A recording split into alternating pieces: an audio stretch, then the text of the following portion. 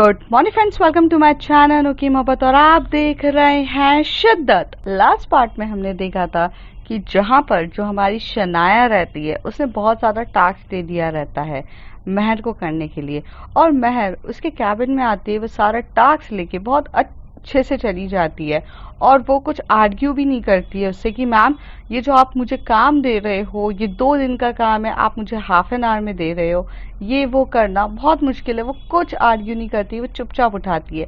तभी शनाया कहती है अगर तुमने अपना काम सही तरीके से और मुझे हाफ एन आवर में नहीं कर रहा है तो तुम ये जॉब को तुम्हें छोड़ना पड़ेगा। वो बोलती है ओके और ऐसे चली जाती है। फिर यहाँ पर जो महर रहती है वो काम तो कर रही रहती है लेकिन वो काम उतना जल्दी नहीं कर पाती है। तभी शनाया उसके बाजू में आती है और उसे बोलती है कि मैंने तुम्हें कहा था कि अगर तुमसे ये काम ना हो पाए तो फिर तुम्हें जाना पड़ेगा। तो वो कहती है मैंने रेजिग्नेशन लेटर तैयार कर दिया है, आप बोलो तो मैं साइन कर देती हूँ। यहाँ पर शनाया काफ़ी ज़्यादा शॉक्ड हो जाती है महर का ये स्टेटमेंट सुन के, क्योंकि उसे लगता है कि वो उसे बोलेगी सॉरी मैम मैं कर रही हूँ, कंटिन्यू कर रही हूँ, मेरे को टाइम दे दीजिए, मुझे इतनी जल्दी कैसे होगा, वो उसके सामने गिड़गिड़ाएगी। बट यहाँ पर वो उल्टा उसे एटीट्यूड दिखा के बोलती है कि मैं साइन कर देती हूँ, आप डोंट वरी, मैं चुपचाप यहाँ से वॉकआउट हो जाऊँगी। और ये चीज़ शनाया का फिर से ईगो हर्ट कर देती है, क्योंकि कहीं ना कहीं उसे हर्ट होता है कि यार मैं जो करना चाहती हूँ ये करती ही नहीं है, और तो वो इसका रेजिग्नेशन लेटर फाड़ देती है। तभी महर स्माइल करते हुए इसकी तरफ देखने लगती है, लेकिन शनाया का जो ईगो वाला गुस्सा था वो शांत हो जाता है उसकी स्माइल देख के, और वो उसे पूछती है कि तुम इस तरीके से स्माइल क्यों कर रही हो। पर वो उसे बताने के बजाय वो वहाँ से वाटर बॉटल उठा के उसके करीब आने लग जाती है। फिर वो कहती है तुम साइड में हटो, मैं ही काम कर लूँगी। अब उसके आगे तो जो शनाया रहती है वो लैपटॉप्स में काम करते हुए देख रही थी, लेकिन लैपटॉप में जब वो काम करते हुए देख रही थी तो वो एक चीज़ ये देख रही थी कि महर ने भले ये आखिर 2 रिपोर्ट ही बनाई है, पर ये रिपोर्ट में उसने उस तरीके से रिपोर्ट बनाई है जिस तरीके से एक्चुअल में शनाया को चाहिए थी। मतलब फॉर्मेट तो पुराना ही दिया था उसने, फॉर्मेट तो पुराना था बट उसमें बहुत सारी चीज़ें कुछ ऐड ऑन्स करी थी। और सबसे बड़ी बात है कुछ चीज़ें ऐड ऑन करने के बाद ना उसने हर एक एक चीज़ को लिंक दिया था। ये बात देखकर एक्चुअल में शनाया को काफ़ी अच्छा लगा था।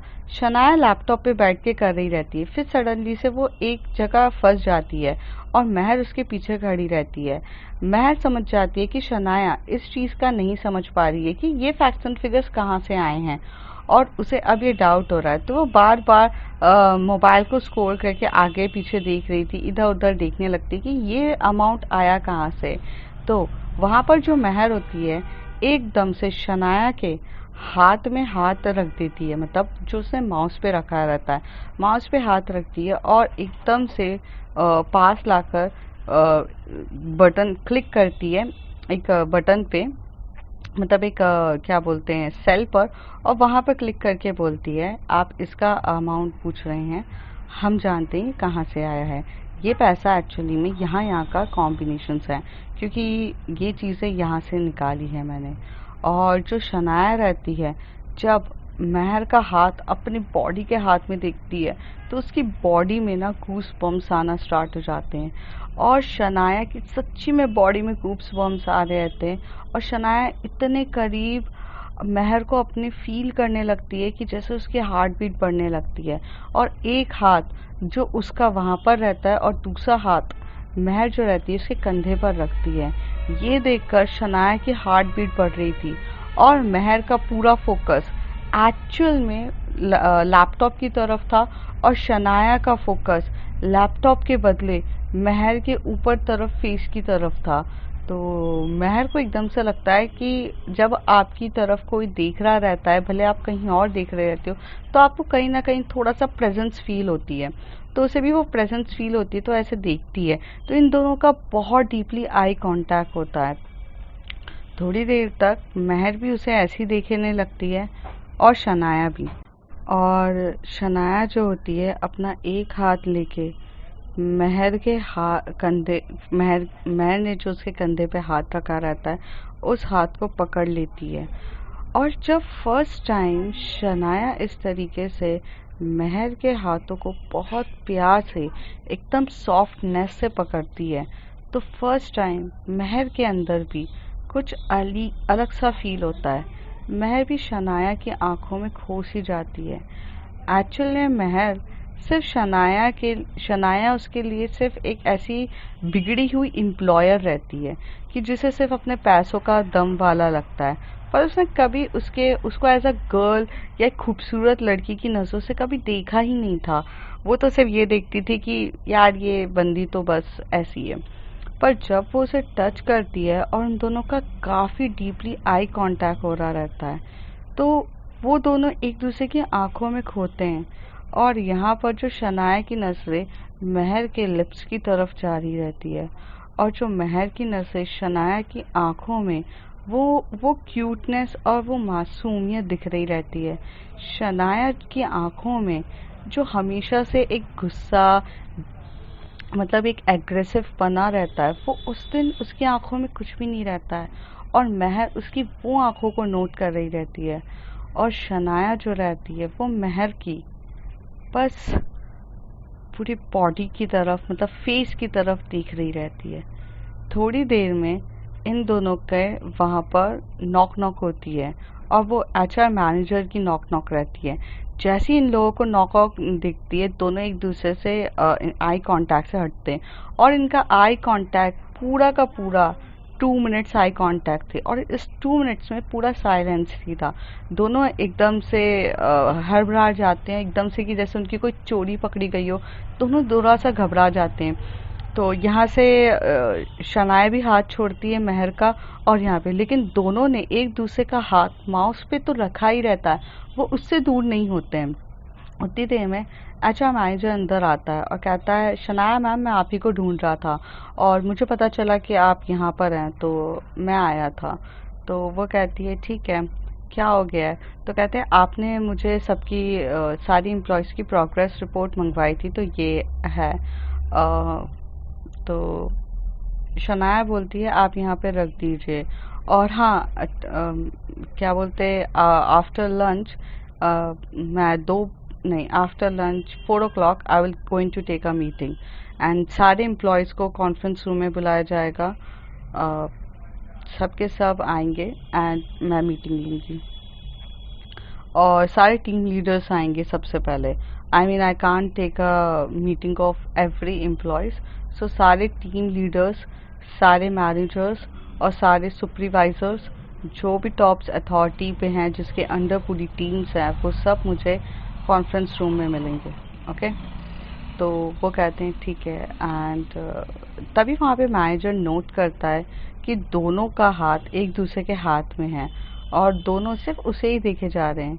तभी मैनेजर की नज़र एकदम से उस माउस की तरफ जाती है और हाथ की तरफ, और ये दोनों चीज़ क्या बोलते शनाया प्लस महर दोनों नोट करते हैं, और उनको याद आता है कि दोनों का हाथ एक दूसरे के मतलब ऊपर ही है। तो वो दोनों एक दूसरे के हाथ हटा लेते हैं माउस से बिना कुछ बोले। तो वो कहता है, ठीक है मैम, और ऐसे करके चले जाते हैं। जो शनाया रहती है वो महर की तरफ देख के बोलती है, तुम बैठ जाओ चेयर लेकर, मैं थोड़ा सा चेक कर रही हूँ। तो महर अपना सर हिला के बोलती है, ओके, और वो वहाँ पर बैठ जाती है। दोनों वहाँ पर बैठ के सिर्फ काम कर रहे रहते हैं। तभी शनाया कहती है, can you do a some favour for me? तो महर बोलती है, जी फरमाइए। तो कहती है, यार वो प्रोग्रेस रिपोर्ट है ना, उसको ज़रा चेक करो कि मैंने जैसे मंगाई थी उसने उस फॉर्मेट में दी है कि नहीं, और आज कॉन्फ्रेंस रूम में मैं देखूँगी। तो वो कहती है, ठीक है। यहाँ पर महर कुछ आर्ग्यू नहीं कर रही रहती है। महर और शनाया के बीच में थोड़ी सी ऑकवर्डनेस हो चुकी रहती है, क्योंकि वो फर्स्ट टाइम दोनों एक दूसरे के इतने करीब थे, और करीब होने के बाद थोड़ी सी वाइब्स होती है। शनाया एक बार महर की तरफ देखती है, तो वो महर के फेस के एक्सप्रेशंस को नोट करने की कोशिश करती है, और आज पहली बार उसे ऐसा फील हो रहा था कि जो घबराहट उसे होती है एकदम से महर के इतने करीब आने पे ये हो रही थी। और अब वो ये जानना चाहती थी कि मेरी हार्ट बीट इतनी बढ़ती है, तो क्या इसकी भी इतनी हार्ट बीट बढ़ती है? अब उसे ये चेक करना था। तो उसके मन में अलग से सवाल आ रहे थे कि मैं कैसे चेक करूं, मैं इसके हार्ट पे हाथ थोड़ी ना रख सकती हूँ और ये मुझे अलाउ थोड़ी ना करेगी, मुझे परवर्ट समझेगी कि मैं कैसे उसके रख रही हूँ। तो थोड़ी देर के बाद शनाया को कुछ अजीब सा सूझता है और शनाया एकदम से बोलती है, लैपटॉप को साइड में रखती है और शनाया उठती है और उठने के लिए वो वहाँ पर एक वहाँ पर रखी रहती है, वो फाइल को उठाने के लिए जाती है। महर ये नोट करती है कि शनाया उसके इतने करीब आकर ऐसे उठा रही है, तो महर को तो अजीब सा फील होने लगता है और वो कहती है आप क्या कर रहे हो? तो वो कहती है कि मैं तो फाइल उठा रही हूँ। तो कहती है हम उठा देते हैं ना।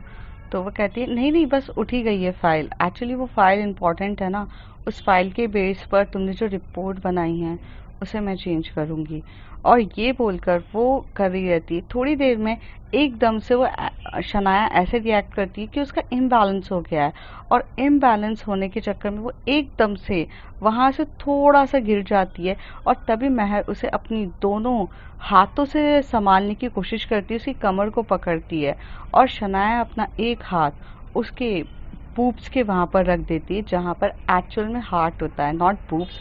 तो वो हार्ट के वहाँ पर रखती है और वो ये देखती है कि महर की हार्ट बीट इतनी फास्ट है जितनी उसकी होती है और उसकी हार्ट बीट और फास्ट हुए जा रही रहती है और फास्ट हुए जा रहती है। तभी महर जो होती है वो कहती है शनाया आप ठीक तो हैं? तो वो कहती है कि हाँ मैं ठीक हूँ। तो कहती हैं आप हाथ हटाइए, आपने हाथ कहाँ रखा है हमारा? तो कहती oh sorry, my intention is not. तो शनाया बोलती है, तो महर कहती है कोई बात नहीं, हो जाता है, हम समझते हैं। और ऐसे कह के वो थोड़ी देर में दोनों एक दूसरे से डिस्टेंस लेते हैं और वो यहाँ से उठती है हमारी महर, और महर बाहर की तरफ चली जाती है।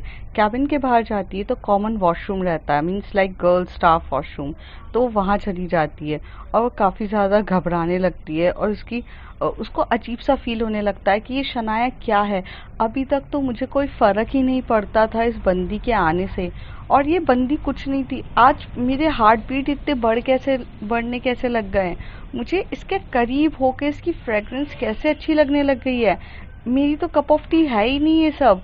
वो काफ़ी ज़्यादा शॉक्ड हो जाती है। तभी यहाँ पर जो शनाया का यहाँ पर जो नाजिया रहती है वो महर को फ़ोन करती है और शनाया नोट करती है कि नाजिया का फ़ोन आता है, तो वो देख रही रहती है। और पर वो इतनी तो क्या बोलते एथिक्स सबके अंदर रहती है कि किसी का भी फ़ोन उससे बिना पूछे नहीं उठाए। शनाया यहाँ पे स्माइल करने लगती है, अपने काम पे फोकस करती है। थोड़ी देर के बाद लंच टाइम हो जाता है और जो शनाया रहती है वो महर की तरफ देख के बोलती है लंच टाइम हो गया है, जाओ लंच कर लो। तो वो कहती है आप नहीं करेंगे? तो कहती है मैं लंच लेकर नहीं आती हूँ, मैं बाहर रेस्टोरेंट में जाऊँगी खाने के लिए, तो मैं बाद में करूँगी या फिर मैं कुछ ऑर्डर करूँगी। तभी वहाँ से महर कहती है I know you like some classic foods, some extra ordinary foods, और आप एक गरीब के इंसान के हाथ का खाना क्यों खाना पसंद करोगे, बट हमारी अम्मी भी बहुत टेस्टी खाना बनाती हैं और डिलीशियस खाना बनाती हैं। अगर आपका मन करे तो हमारी अम्मी के हाथ की बिरयानी खा लीजिएगा, और हमारी अम्मी बिरयानी बहुत टेस्टी बनाती हैं। तो आपका मन करे तो बता दीजिएगा, हम आपके लिए बिरयानी रख देंगे। शनाया कहती no no it's not okay, तुम जाओ, तुम खाना खा लो, तो मैं तुम्हारे कैबिन में बैठ के ये फाइनल रिपोर्ट कर दूं, और ये फाइनल हो जाएगी तो ऐसी तुम्हें मुझे बाकी सर्टेन्स रिपोर्ट बनानी है।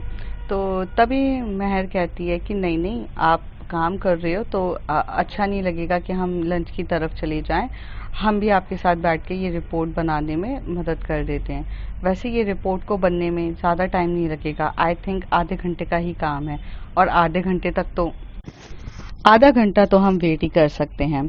थोड़ी देर में जो शनाया रहती है वो कहती है कि नहीं महर, जाके खाना खा लो, मुझे नहीं है पसंद। तो तभी महर कहती है आप में इतनी इंसानियत कहाँ से आ गई है।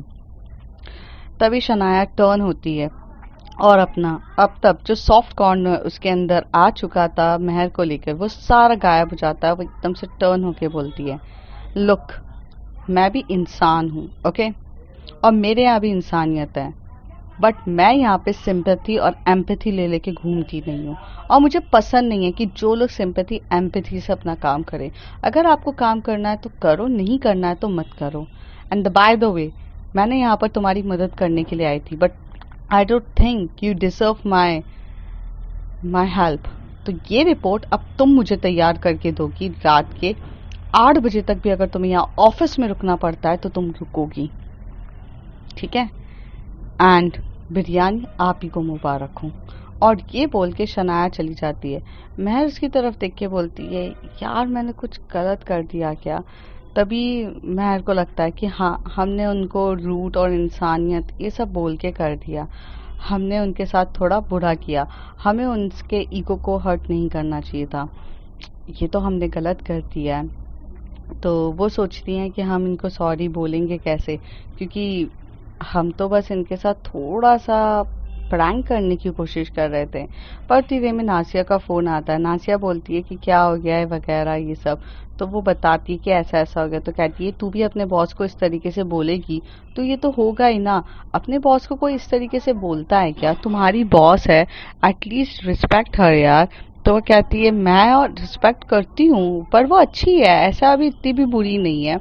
तो कहती है यार बुरी हो या अच्छी हो, बट अगर तुम उसको बार बार बोलोगे कि तुम इनमें इंसानियत नहीं है इंसानियत नहीं है, तो यार वो बात जितनी भी इंसानियत उसके अंदर होगी वो भी मर जाएगी। तो वो कहती है यार हमने गलत किया ना।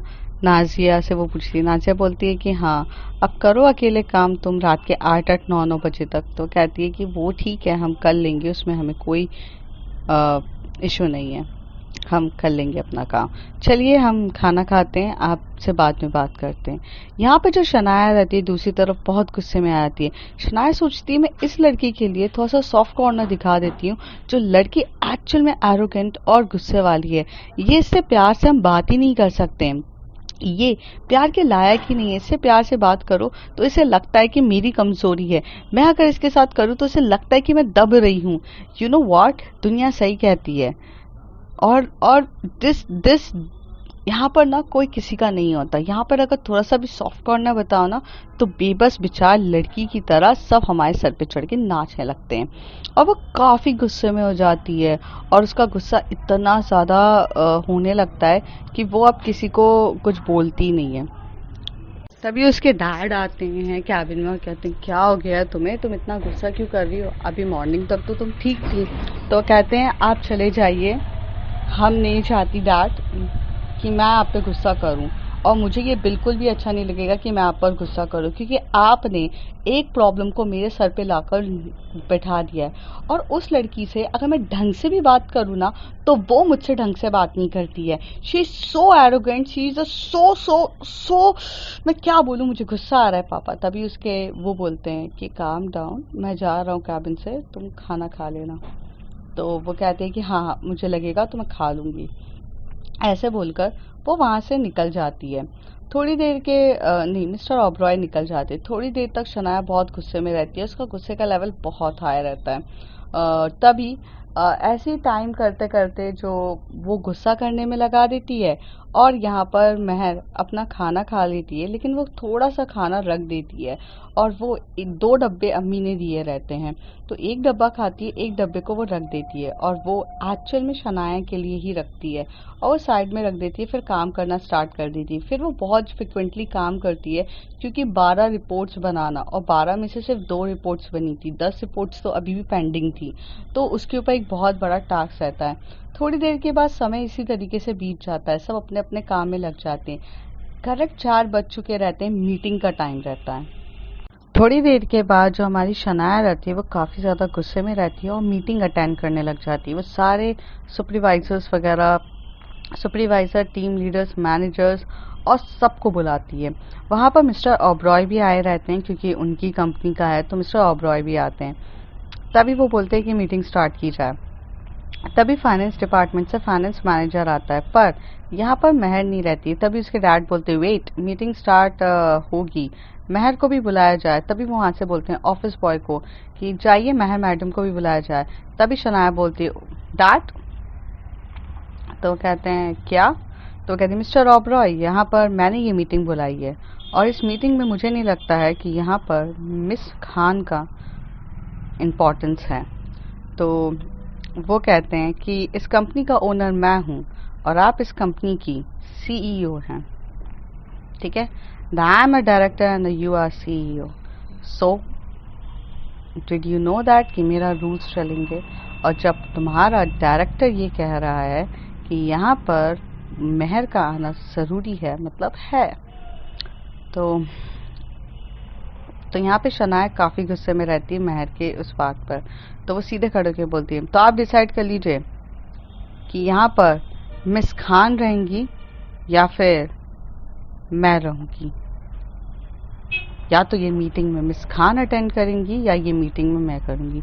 पूरे के पूरे टीम लीडर्स बाप बेटी की लड़ाइयाँ देख रहे थे सबके सामने।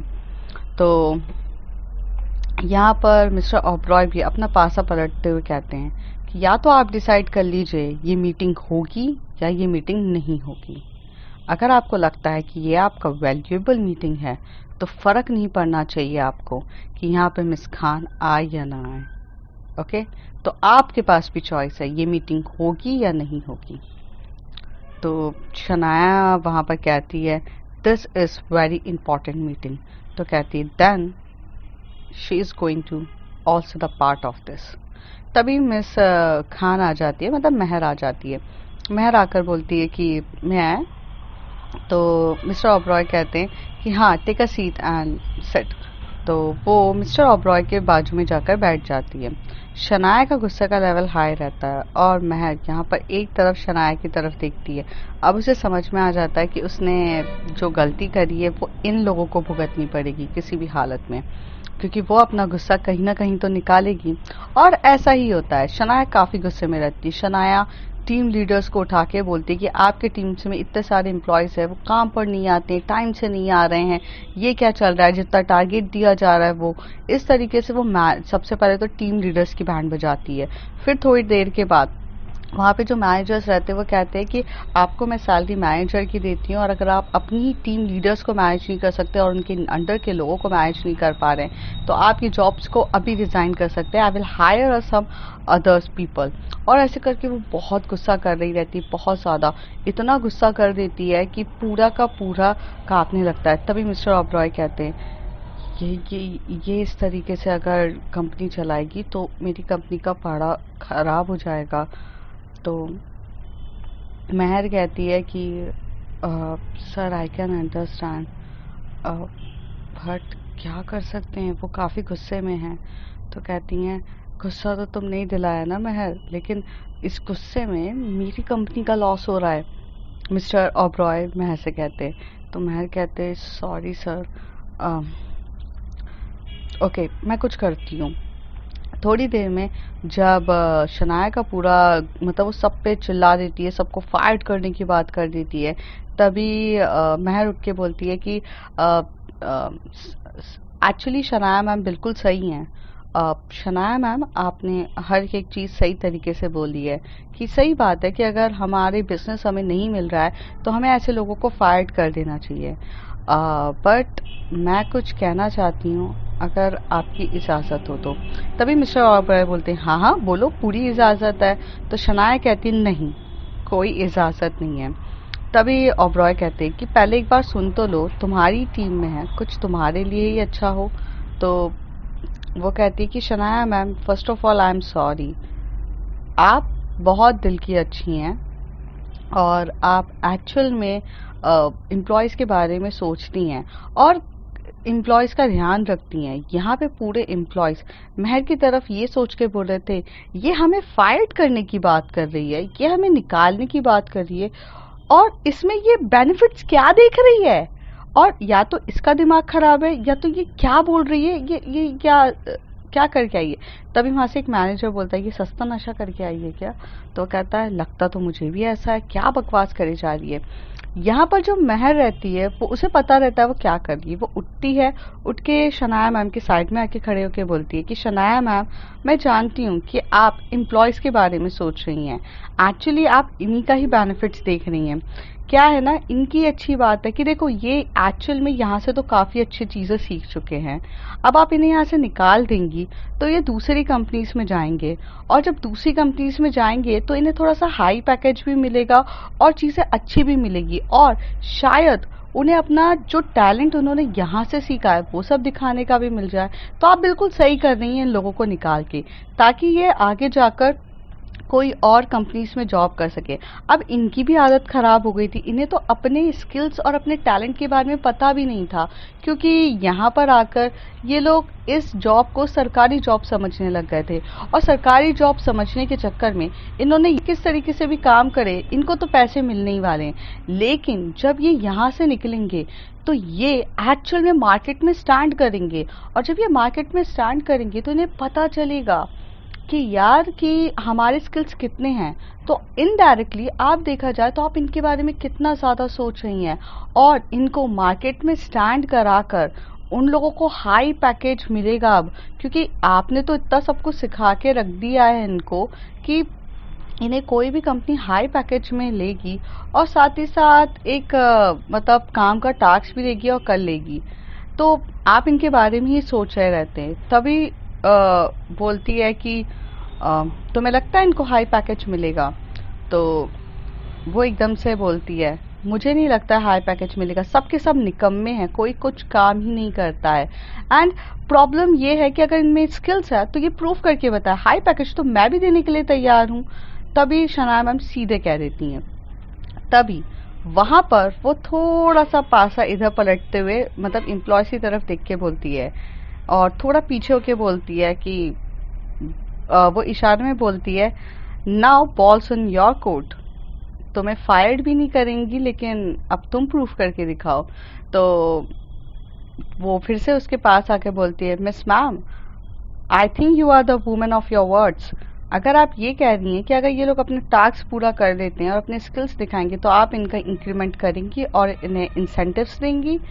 तो शनाया कहती है, यस, मैं यही कह रही हूँ कि अगर ये अपने टारगेट्स पूरा कर देती हैं, पूरा करते हैं सबके सब, तो मैं इंसेंटिव्स भी दूंगी और इन्हें फायर्ड भी नहीं करूंगी, और इनको फ्रीडम भी मिलेगी। फ्रीडम तो अभी भी इन लोगों के साथ है, लेकिन यस यहाँ के अच्छा मैनेजर कहाँ है? तो मैनेजर बोलते हैं यस, कहते हैं मैं तो तुम्हें ही सबसे पहले फायर्ड करूंगी। तो वो कहता है, मैम मैंने क्या किया? तो कहते हैं कि तुम यहाँ पे कितने साल से हो? तो वो कहता है अराउंड 8 ईयर्स। तो कहते 8 ईयर्स में भी तुमने क्या काम किया है? 8 ईयर्स में तुमने सबको क्या फ्रीडम दे के रखी कि कोई 12 बजे आ रहा है, कोई 1 बजे आ रहा है, कोई भी काम ढंग से नहीं कर रहा है? सबसे पहले तो मैं तुम्हें ही फायर्ड करूंगी, तुम्हारे बदले एक यंगस्टर को लेकर आऊंगी, और वो जो यंगस्टर होगा ना वो अपने नए तरीके से करेगा। तो तभी उसकी जॉब तो मतलब वो गुस्से में रहती है, उसकी जॉब वो बस अभी फायर ही करने वाली थी। तभी वहाँ पे महर कहती है, ma'am this is not fair, you are the woman of your words actually. तो वो कहती है, क्या कहना चाहती हैं आप मिस खान? तो वो कहती है, मिस ओबरॉय, मैं सिर्फ आपसे इतना कहना चाहती हूँ कि आप अपनी बात की पक्की हैं। तो आप जब सबको एक चांस दे रही हैं, 1 महीने चांस दे रही हैं, तो आप इनको भी दीजिए ना, ये भी अपना स्ट्रिक्ट सिस्टम करेंगे, और 8 साल के साथ आपके साथ है तो इनका भी नॉलेज काफी ज्यादा हाई होगा। तभी शनाया उठती है और डेस्क पे हाथ रख के बोलती, इनका नॉलेज, बाकी सबका तो मैं कंसिडर कर दूँ, तुम्हें लगता है मैं इसको छोड़ दूंगी? तो कहती है कि ma'am fair, you said you going to give a chance to everyone, तो एक बार चांस तो बनता है इनके लिए भी।